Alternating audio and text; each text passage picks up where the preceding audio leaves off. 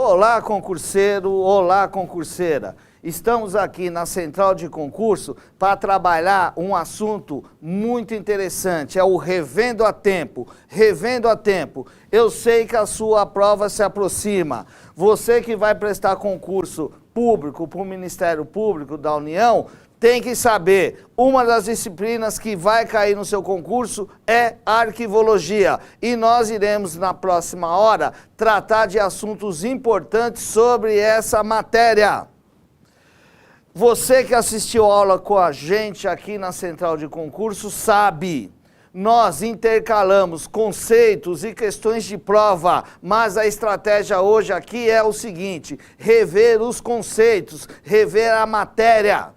Então já combino uma coisa com você, ao terminar esse vídeo, eu quero que você, com tudo na sua cabeça bem fresquinho, pegue os seus cadernos de questões e comece a resolver as questões de arquivologia. E depois você me conta, perfeito? Meus queridos alunos, primeira coisa, o edital trata do seguinte, vamos ver o edital aqui, ó.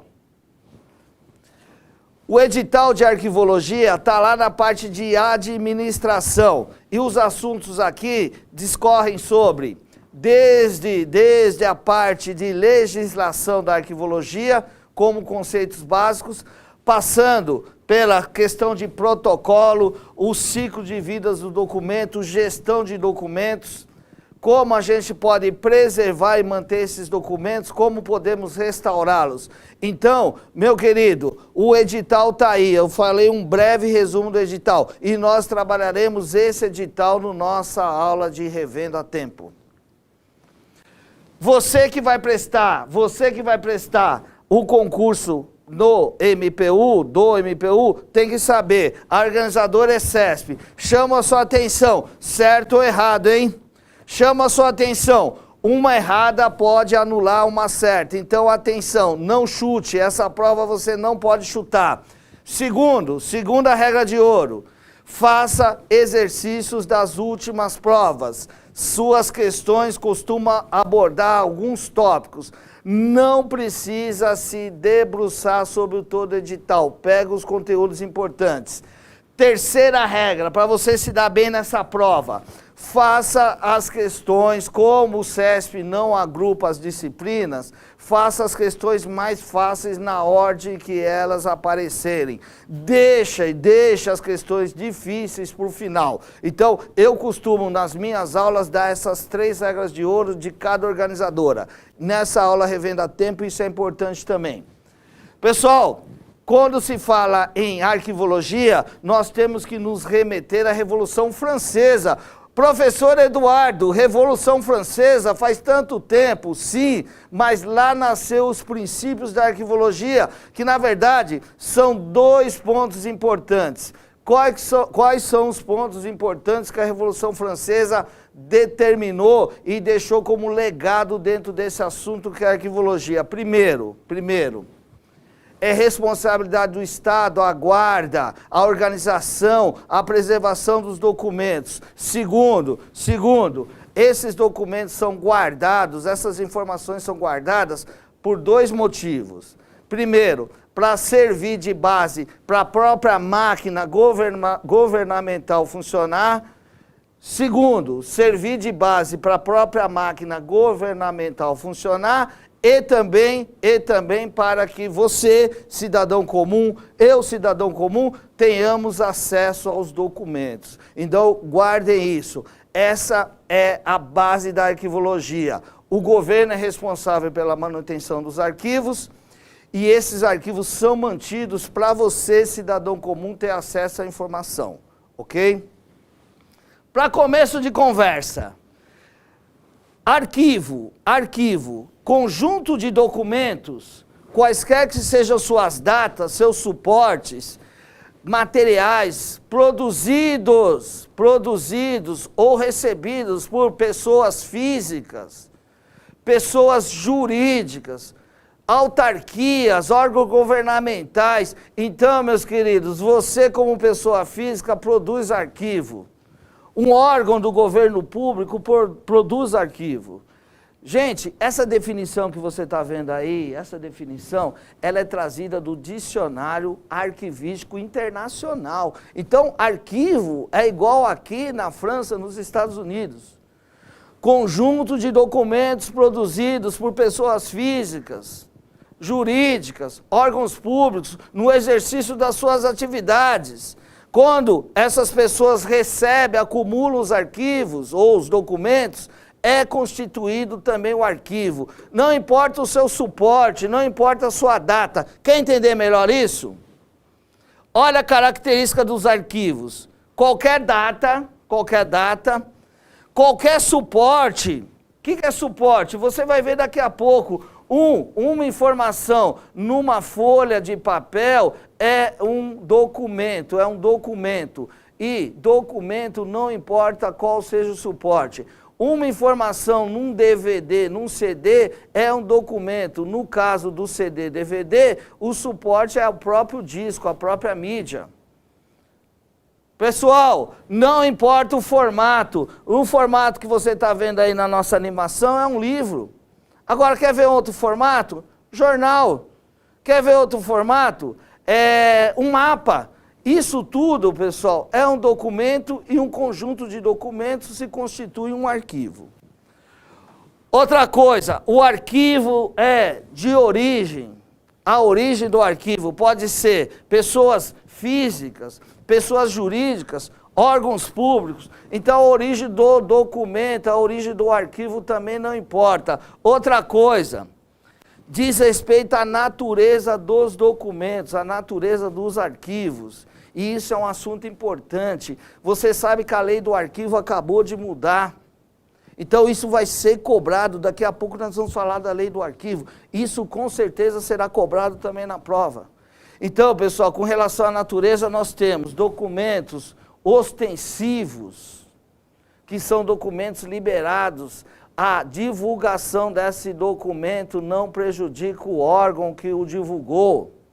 Agora, nós temos documentos sigilosos, documentos secretos, documentos ultra secretos. Então, pessoal, esses documentos é o que recebe lá aquele carimbo que a gente vê no filme lá, né? Top Secret, documento secreto. É isso que você tem que entender. A natureza do documento diz respeito a isso. O documento pode ser acessado ou não. Guardem isso também.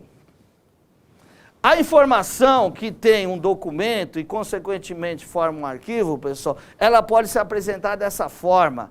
E você precisa tomar cuidado na fala, na escrita, na imagem, na representação. Então, olha lá, é a noção, informação, é a noção ou ideia de uma mensagem contida. Você já ouviu falar, uma imagem vale mais que 1000 palavras, uma imagem é uma informação.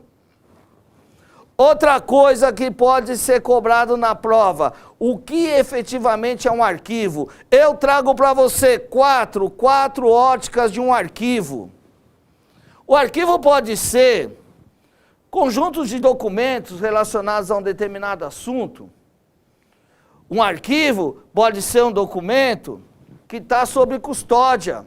Atenção, atenção, atenção. Custódia é um assunto também tratado em arquivologia. Custódia, pessoal, aquele documento que está sendo cuidado por um terceiro. Atenção, atenção, atenção. Agente custodiador. E atenção para esse detalhe. O agente custodiador não tem ação de propriedade sobre o documento. Você, em algum momento da sua vida, você já deve ter ouvido falar em fiel depositário. Então, o fiel depositário, pessoal, é alguém que tem a custódia do documento. Nas minhas aulas, você se lembra, eu dei o exemplo da Brasiliana, www.brasiliana.usp.br.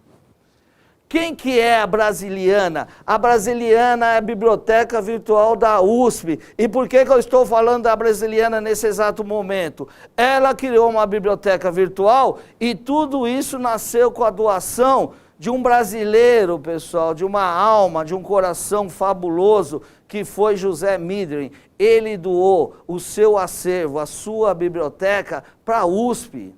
E a USP agora é o agente custodiador. Ela mesmo não tendo a ação de posse de propriedade, é ela que cuida dos documentos.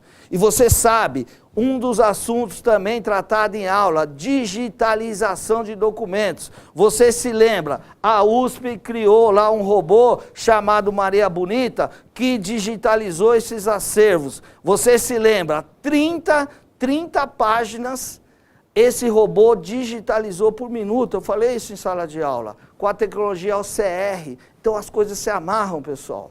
Outra coisa, um arquivo pode ser aonde se guarda os documentos, a instalação. Então, quer ter um exemplo de um arquivo? Um fórum. Você já foi num fórum? Você já foi levantar documentos num fórum? Você já fez uma carga de documentos no fórum? Então, vai em qualquer fórum, você vai ver lá, caixas e caixas e caixas armazenadas, como aqui. Não tão organizadas, né? Não tão organizadas. E por fim, pessoal, o arquivo pode ser o velho arquivo de aço. Então aqui nós temos 4 óticas ou 4 maneiras diferentes de se ver arquivo. Lei do arquivo. Atenção, atenção, atenção. Lei do arquivo. A primeira, janeiro de 91, 8.159. Ela, pessoal, tem um marco importante. Ela criou o CONARC, Conselho Nacional de Arquivos. Olha o resumo aqui. A Lei 8.159, de 8 de janeiro de 91, trouxe aquela ideia da Revolução Francesa. É responsabilidade do governo a manutenção, a preservação, a guarda dos arquivos. Para quê mesmo? Para que o próprio governo toque sua máquina administrativa e que para você, cidadão comum, tenha acesso a essas informações. E a lei é importante também, pessoal, que ela criou o CONARC. Eu estou agora, junto com uma imagem aí, você está vendo a imagem aí, Arquivo Nacional, lá no Rio de Janeiro, no centro do Rio de Janeiro. Olha que bonito é o Arquivo Nacional. O CONARC, pessoal, ele é ligado ao Arquivo Nacional. E o CONARC, meu querido, é isso que vai cair na prova. Minha querida concurseira, atenção, é o CONARC que dita as diretrizes da arquivologia aqui no Brasil. Gente, arquivologia é a ciência, é a disciplina que cuida de arquivos. Como ela executa, como ela procede, quais as normas, de que maneira é o CONARC que está ligado ao Arquivo Nacional que executa as diretrizes, cuida das diretrizes da arquivologia no Brasil. Pessoal, o CONARC tem um órgão fiscalizador, um órgão executivo que é o SINAR, Sistema Nacional de Arquivo. Isso tudo está no edital, é a parte legal da arquivologia.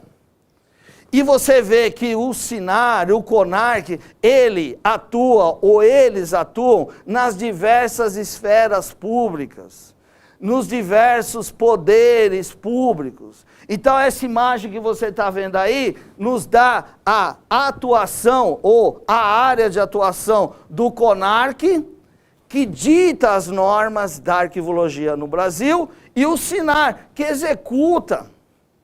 Então, pessoal, quem manda aprender, quem manda soltar é o CONARC. Quem vai lá para aprender, quem vai lá para soltar é o SINAR. Será que as bibliotecas do Brasil estão executando ou efetuando os procedimentos determinados pelo CONARC? Será que elas estão digitalizando os seus acervos, tomando conta direitinho dos documentos? Então o CONARC encarrega alguém para fiscalizar. O órgão executivo, o órgão executivo é o SINAR. Então isso ficou bem claro. E eles atuam nos 3 poderes, você está vendo aí, e nas 3 esferas, né? Nacional, federal, municipal, inclusive no Distrito Federal. A imagem aí diz tudo, pessoal. Pessoal, o que é arquivologia na administração pública? Acompanha essa engrenagem. Se essa engrenagem rodar legal, a arquivologia na administração pública vai funcionar legal. Ó. Existe uma engrenagem que é a Política Nacional de Arquivos. Ela roda para um lado. Quem determina a política nacional de arquivos? É o Conselho Nacional de Arquivos. De que maneira? Criando normas e procedimentos técnicos administrativos. Professor, dá um exemplo de norma. A partir de agora, todo ofício da prefeitura tem que ser cor-de-rosa. É uma norma. Professor, entendi. Agora me dá um exemplo de um procedimento técnico. Esse documento cor-de-rosa vai ter que ser digitalizado e colocado na internet. Esse é um procedimento técnico. Gente, isso também é diretriz do CONARC. Agora, acompanhe a nossa engrenagem aqui. O último dente da engrenagem aqui. Disciplinamento dos serviços arquivísticos. Aí eu te pergunto, o CONARC faz a política. O CONARC determina ou pega essa política nacional de arquivos e detalha em normas. E efetivamente divulga essas normas. Agora, será que essas normas estão sendo cumpridas? Será que essas normas estão sendo executadas? Quem vai lá verificar isso, pessoal? É o SINAR. Então, se eu tivesse que colocar um nome nessa primeira engrenagem, CONARC, nessa outra segunda CONARC e na terceira SINAR. Agora, se essa engrenagem rodar tudo certinho, pessoal, estiver bem azeitada, olha aqui que nós vamos ter aqui, ó, a melhoria dos arquivos públicos. Então, nesse slide, nessa imagem aí, você já entendeu o que é arquivologia na administração pública.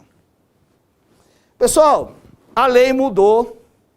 A lei do arquivo de 91 mudou e isso vai ser cobrado em prova, porque isso é assunto do momento. E eu preciso falar de duas leis novas que surgiram. A lei 12.528, de 18 de novembro de 2011, pessoal, sancionada pela presidenta Dilma, é conhecida como a lei da Comissão da Verdade. Então vocês já vão entender que uma coisa está associada à outra.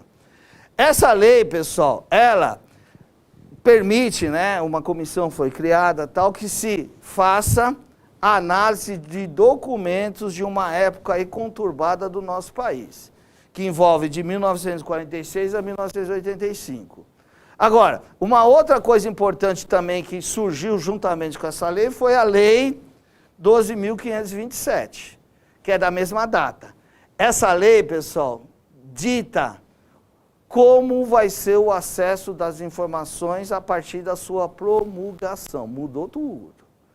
Pessoal, dispõe sobre os procedimentos a serem observados pela União, Estado, tal, município, com o fim de garantir o acesso da informação. Olha o que eu preparei para você. A nova lei do arquivo. Antigamente, documentos classificados como reservados. Quanto tempo ele poderia ficar nessa categoria? 5 anos. Depois nós tínhamos uma outra natureza, vamos dizer assim, a natureza do documento confidencial. Ele tinha que ficar nessa categoria, ou poderia ficar nessa categoria, nessa natureza, durante 10 anos. Depois nós tínhamos o secreto, 25 anos, e o ultra secreto, 30 anos. Agora, meus queridos, esquece isso. Esquece isso. A nova lei é essa aqui. Então, pessoal, nós temos 3 categorias dentro da natureza. Reservado, tempo de sigilo, 5 anos. Secreto, tempo de sigilo desse documento, 15 anos. E ultra secreto, 25 anos. Renovados uma única vez. Pessoal, olha lá. Os documentos ultra secretos, vou te dar um exemplo. O Brasil, esse é o exemplo que eu dou em aula, ele tem um programa muito bom de energia nuclear, da Marinha, tal, tudo mais. E ele tem umas centrífugas que elas trabalham com eletroímã, um negócio extremamente fantástico. Recentemente o governo americano esteve aqui visitando as bases brasileiras e eles queriam ver como funcionava isso. O Brasil, utilizando-se de uma norma internacional de arquivologia, né? Existe uma norma chamada ISAD, que é uma norma internacional de arquivologia.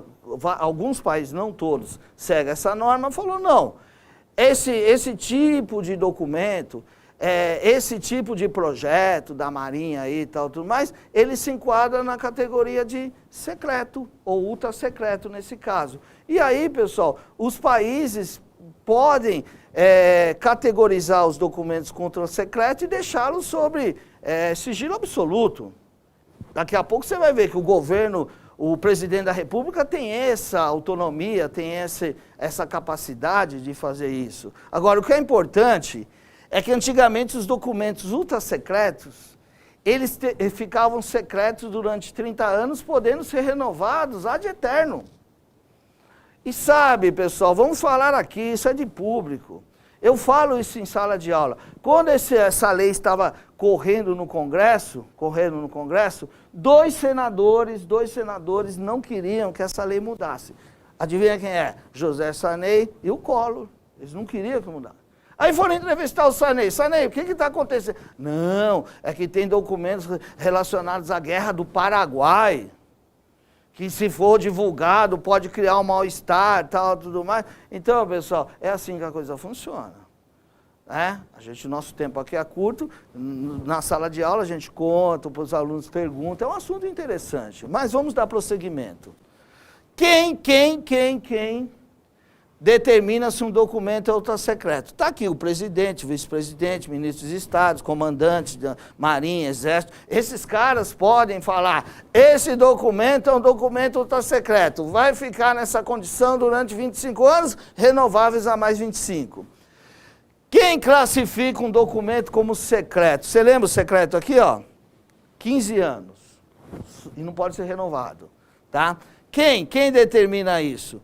Tá? Além das outras autoridades que nós acabamos de ver, diretores de autarquias, fundações, empresas públicas e sociedade de economia mistas. E o reservado, pessoal, lógico, né? O presidente, como ele pode determinar que um documento, classificar, esse é o termo, documento como ultra secreto, ele pode classificar os outros também como reservado, tal, tudo mais. E aí nós temos, né, autoridades, assessoramento, hierarquia, tal, então tá aí, você vai ver isso daí no vídeo, vai ver numa boa, tal, tudo mais. Ó, a arquivologia, ela produz, organiza, guarda, preserva e utiliza. Isso pode ser assunto de prova. Como que a arquivologia determina as coisas, ou como ela executa esse gerenciamento. Então, chama a sua atenção. A arquivologia produz, organiza, guarda, preserva e utiliza. O quê? Arquivos e documentos. De que forma? Através de uma metodologia, através de processos. Então, pessoal, tem aí uma coisa chamada gestão documental. Gestão documental. Eu pergunto em sala de aula, o que é gestão? Ah, gestão é isso, é fazer isso, tal, tudo mais. Aí eu resumo gestão de uma maneira bem simples. O motivo das coisas aí, pessoal, é simplificar, né? Esse é o grande, o nosso grande objetivo, é simplificar as coisas. Gestão, guarda aí, é fazer as coisas da melhor maneira possível, gastando o mínimo possível, tá? E no menor tempo possível. Então, meu querido, minha querida, você que me assiste, se você for um bom gestor, você vai fazer as atividades que vão lhe propor no tempo mais curto, gastando o menos dinheiro possível e da melhor maneira possível. Se você conseguir fazer isso, pessoal, você tem condição de gerir ou ser gestor da NASA. Porque você vai fazer bem feito, rápido e gastando pouco. Isso é gestão. Outra coisa que pode cair no nosso concurso são os princípios dos documentos arquivísticos ou os princípios da arquivologia. Pessoal, proveniência ou respeito aos fundos, territorialidade, unicidade, organicidade ou ordem original, indivisibilidade ou integridade ou cumulatividade. Qual que é o princípio da proveniência? Documentos gerados de um determinado órgão não podem ser misturados a documentos de outros órgãos, ou documentos gerados numa determinada instituição não devem ser misturados a outras instituições. Então, pessoal, ele também é chamado de princípio de respeito aos fundos. Fundo é uma coleção de documento. Cuidado que tem o fundo aberto e o fundo fechado. Cuidado.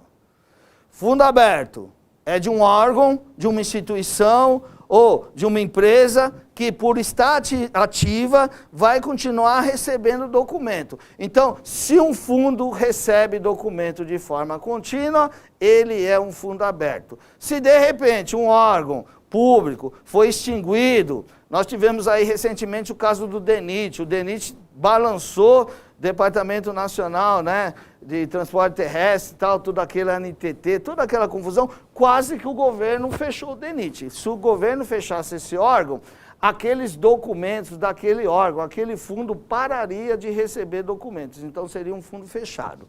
Então, pessoal, dá uma olhada aqui, ó. Princípio da proveniência. Documentos gerados por um determinado órgão não podem ser juntados a documentos de um outro determinado órgão. Então isso não pode. Ele tem que permanecer no órgão de destino. É a proveniência, de onde ele provém, de onde ele vem. Não é difícil isso. Princípio da territorialidade. Isso surgiu durante a guerra, pessoal. Convenção de Veneza, Convenção de Bruxelas. Perfeito? Então, pessoal, olha só. Na época da guerra, os países perdedores, eles tinham seus documentos saqueados, tal. Então, uma convenção determinou que os documentos agora têm que seguir isso daqui, ó. Arquivos públicos próprios do território segue o destino desse último. É também conhecido como o princípio da proveniência territorial. Então, nós temos um documento desse local. Esse documento não pode ser mudar para outro local. Então, um documento gerado lá, num território, num órgão lá, num tribunal da Amazônia, não pode ser deslocado para o Tribunal de Minas Gerais. Ele tem que seguir o princípio da territorialidade. Unicidade. Cada documento assume um papel único dentro do grupo a qual ele pertence. Então, esse documento aqui são documentos de um determinado órgão. A unicidade prega isso, né? Ele assume um lugar único dentro desse grupo de documentos. Olha, deve conservar o seu caráter único em função do contexto da produção, independente da sua forma. A gente vai ver daqui a pouco o que é a forma. Perfeito? Caderno é uma forma, mapa é outra forma, livro é outra forma. Gênero, daqui a pouco a gente vai ver, tem documentos sonoros, de multimídia, textual, daqui a pouco... Tipo, a gente vai ver, certidão, né? Ofício, tem vários tipos de documento, ou suporte. Suporte é onde está o documento fixado. Princípio da organicidade. Versa sobre a condição que o documento tem de refletir as características do órgão que o gerou, a instituição que o gerou. Então dá uma olhada aqui, ó. Os arquivos refletem a estrutura, as funções e atividades da entidade produtora, o órgão público, nesse caso, que o gerou. Princípio da indivisibilidade ou integridade. Os documentos não podem ser divididos, não podem ser alienados, não podem ser adicionados. Não pode... Então, pessoal, dá uma olhada aqui, ó. Acompanha aqui com a gente essa evolução aqui, ó.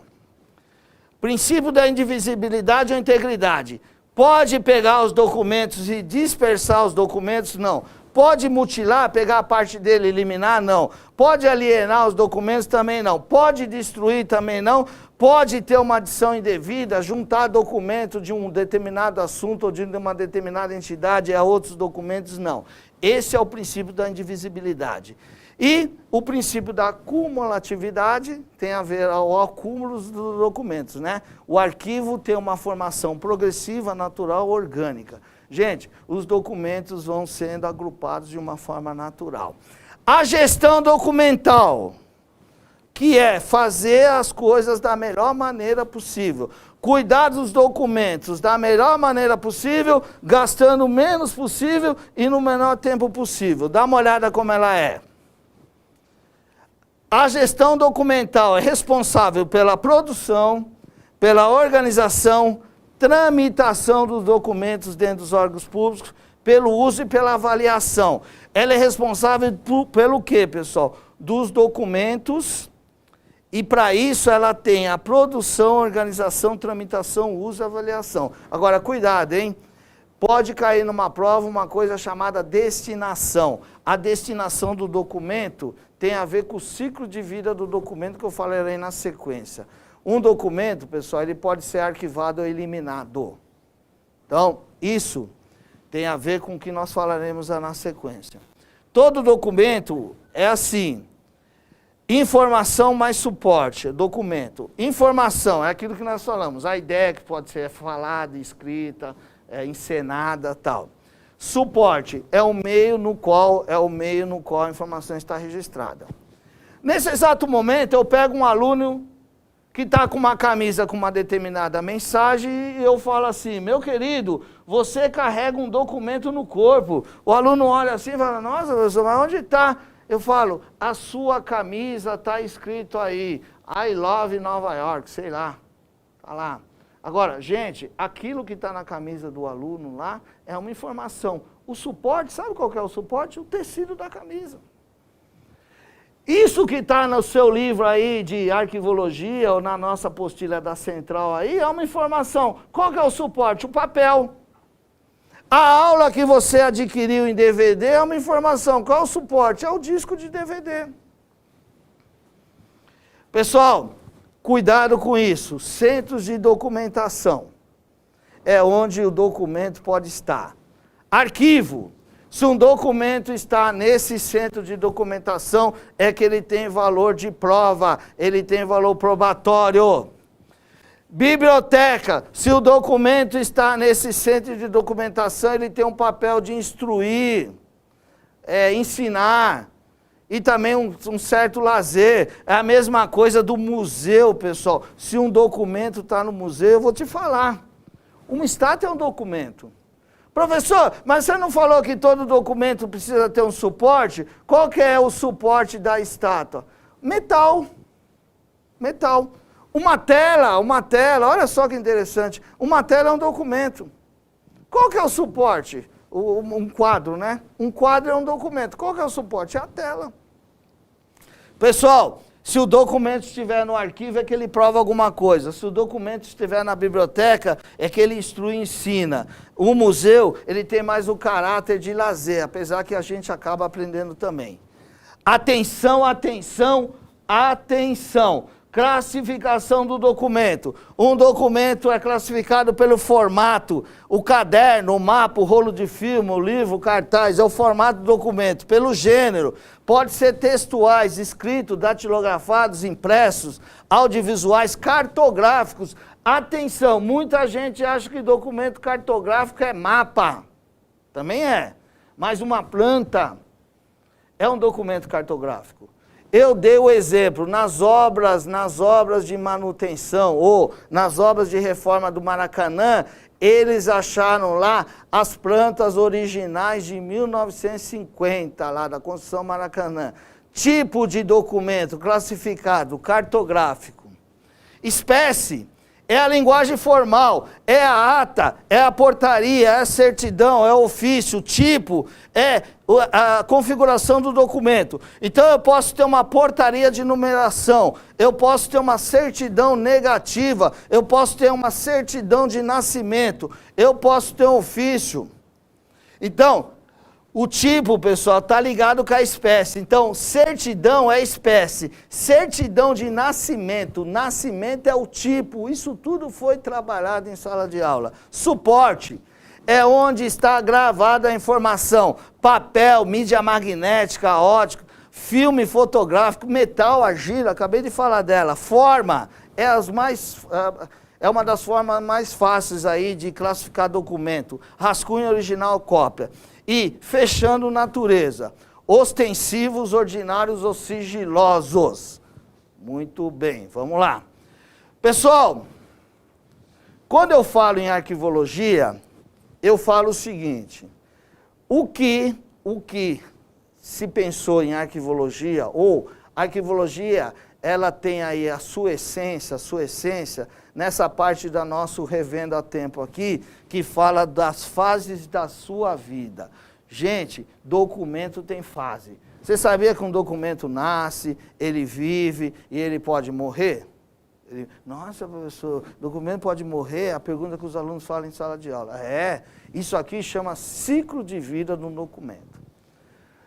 Teoria das 3 idades, pessoal. Primeira idade, segunda idade e terceira idade. Documento também tem terceira idade? Tem. Vamos entender isso. Eu costumo dizer que esse slide é o coração da aula de arquivologia. Em cima desse slide aqui eu coloco em cada curso que eu dou umas 10 questões de prova de concurso público. Então, pessoal, o que cai questões sobre ciclo de vida do documento não é brincadeira. Então eu pensei e falei, como eu posso simplificar a vida do meu aluno para ele entender isso? Uma imagem. Então, primeira pergunta, quantas fases ou quantos ciclos de vida tem o documento? 3. Corrente, intermediária, permanente. O que classifica um documento na fase corrente? É a frequência de utilização. Então, pessoal, a gente dá lá os exemplos. Um documento na fase corrente, ele é utilizado toda hora. Pega na gaveta, põe na mesa, pega na mesa, põe na gaveta. Então, ele tem que estar próximo do órgão, da pessoa, do departamento que o gerou. Por exemplo, uma funcionária do RH contratando um funcionário. Ele vai trazer documento, vai faltar foto, vai trazer... Gente, aquilo lá vai rolar 1, 2 semanas, então aquele documento é fase corrente, tem que ficar na gaveta da menina lá que está contratando o funcionário. Intermediário, atenção, atenção, atenção. Eles perguntam também o nome que tem a transferência ou mudança, vamos falar assim, o nome que tem a mudança de um documento para outra fase. Olha o nome aqui, um documento está na fase corrente, é utilizado com frequência, depois ele é transferido para a fase intermediária. Olha aqui, o que caracteriza um documento na fase intermediária? Ele já não é mais utilizado com determinada frequência. Então, sabe aquele processo de admissão do funcionário? Finalizou.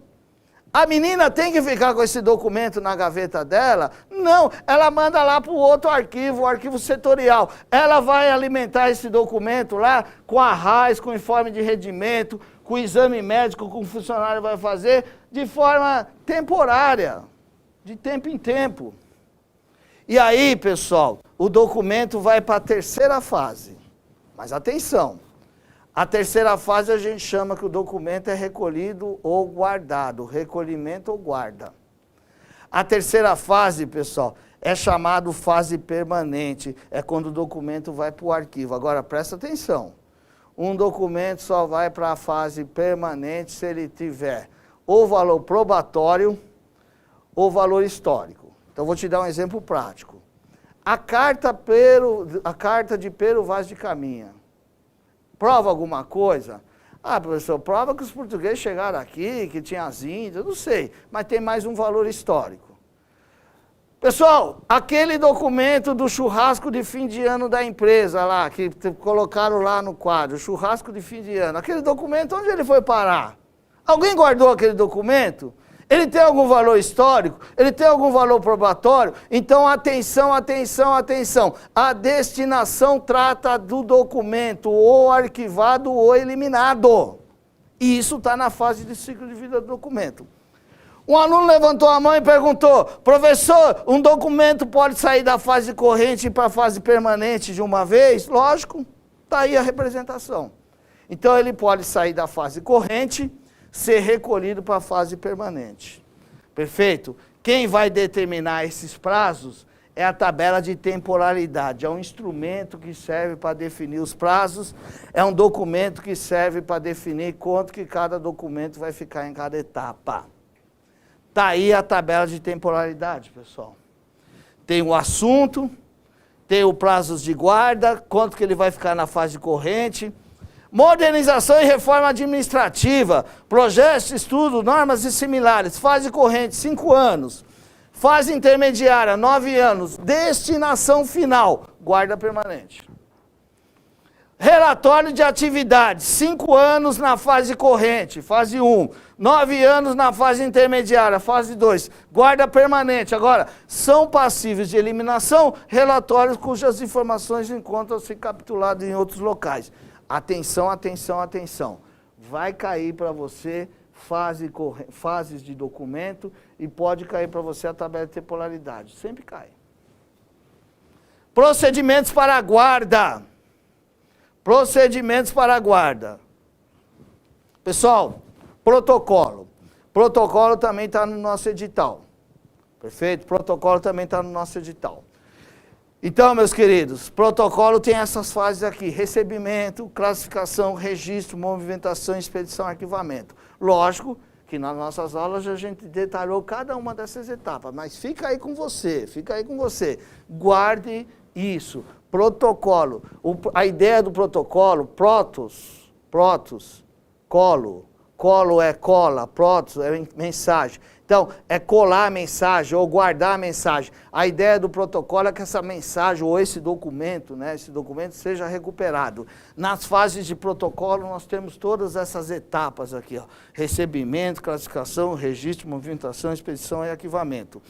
Atenção, atenção, atenção, métodos de arquivamento é outra coisa bastante trabalhosa em concurso público. Meus queridos, olha quantos métodos eu tenho aqui. Então eu tenho método básico, padronizado, tem método alfabético, que é pouco utilizado, porque gravar as coisas por modo alfabético, pessoal, incorre em erro. 2 funcionários, ou um sistema pode achar que o mesmo funcionário pode ser 2 se alguém abreviar o sobrenome num campo e não no outro. Então, normalmente hoje os métodos de arquivamento são numéricos, né, pessoal? Ideográficos, alfabéticos. Então, tudo isso aqui você precisa tomar cuidado. E cuidado com esses, né? Quais os métodos de arquivamento que eu acesso diretamente ou que eu preciso de um índice, né, indireto? Todos os numéricos são indiretos. Aí você pode me perguntar, professor, por que hoje tudo é numérico? Por exemplo, código funcionário, código de produto. Porque hoje, pessoal, quem faz essa busca para a gente são sistemas de computação. E é muito mais organizado, é muito mais seguro você arquivar por numérico, em vez de alfabético, geográfico, dicionário. Quem usa geográfico, pessoal, a gente dá isso em aula, são correspondentes.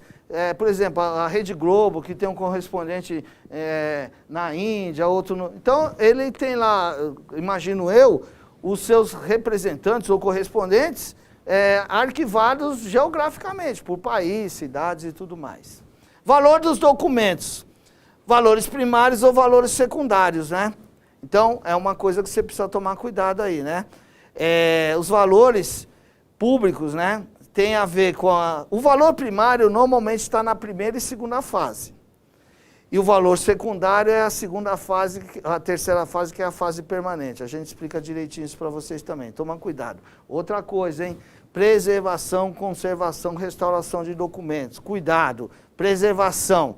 Garantir que os documentos sejam organizados de forma condicionadas, né? De forma a preservar, fazer com que o documento dure. Então, pessoal, olha aqui, ó, pessoal, olha a imagem aqui. O pessoal está pegando documento, colocando lá uma folha. A gente, às vezes, chama essa técnica aí, né, dependendo da técnica, de laminação, encapsulamento de documentos. A gente viu isso com detalhe na aula. Conservação, né? A conservação, pessoal, é para reverter danos físicos, químicos com os documentos. Você vê que o papel, que na maioria das vezes tem o próprio documento, ele tem agentes internos, pessoal, que na própria concepção, na própria criação do papel, acaba fazendo com que sejam elementos nocivos a ele mesmo. Então o papel é feito de celulose, mas tem cola, tem produto químico para grudar lá as fibras do papel. Isso acaba com o tempo prejudicando o próprio papel. Olha que interessante. A arquivologia é tudo isso, pessoal. Restauração. Você já sabe, restauração, o documento está daquele jeito, né? Então, pessoal, hoje existem profissionais que ganham dinheiro restaurando. Normalmente a gente vê restaurar prédios e tal, mas tem restauração de documentos também. E você vê que a gente trata desses assuntos em sala de aula, porque é um assunto bastante interessante, restauração de documentos. O documento precisa ser restaurado. Ele foi... Gente... a gente tem casos aí de incêndios, tem casos aí de a má conservação do documento, o mau arquivamento do documento. Então, pessoal, olha só os agentes de degradação do papel. É o que eu falei, internos, né? São os próprios elementos que criaram o papel, produtos químicos e tal. E externos. Tá? Então, pessoal, existem técnicas de preservação que você vê aqui, ó, diagnóstico, monitoramento ambiental, vistoria, higienização, acondicionamento, tudo isso é técnicas de preservação. Reparo, encadernação, armazenamento, planos de salvamento, perfeito? Reprografia. A reprografia é a técnica de reproduzir documentos. Isso também está no nosso edital. Pessoal, por exemplo, microfilme. Microfilme reproduz documentos. Gente, quem nunca pediu aí, né? Vamos dizer assim, o pessoal mais novo agora não utiliza tanto cheque. Mas, antigamente, quando tinha muito cheque, era muito comum a gente pedir lá o microfilme do cheque. Por quê? Gente, o cheque é desse tamanho, o suporte do cheque é papel, ao manusear o cheque, o papel acaba, né, deteriorando-se. Então, o que o banco faz? É um dos que mais fazem isso. Pega o cheque e microfilma. Ao microfilmar, ele vai reduzir para 2%. Então, o cheque ocupa 100% de espaço para guardar. Ao microfilmar, ele passa a guardar 2%. E outra, ao mudar o suporte de papel para filme, o microfilme dura 100 anos, pessoal. Então, isso tudo tem a ver com arquivologia.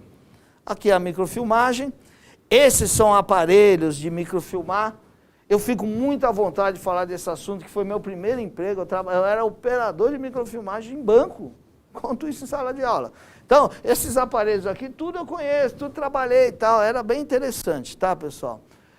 E a digitalização, né? Atenção, atenção, atenção. Hoje é o que mais é utilizado, a digitalização.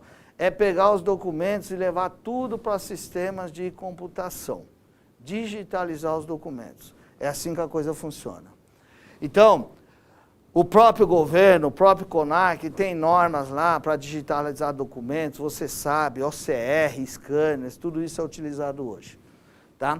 Tem a ver com economia, no gasto com papel, economia de tempo, acesso online, economia de espaço, imediatismo, segurança. Então, a digitalização é uma maravilha. E outra, hein? A gente fala até sobre a tal do cloud storage, armazenamentos nas nuvens. Documentos digitalizados podem ser acessados de qualquer local.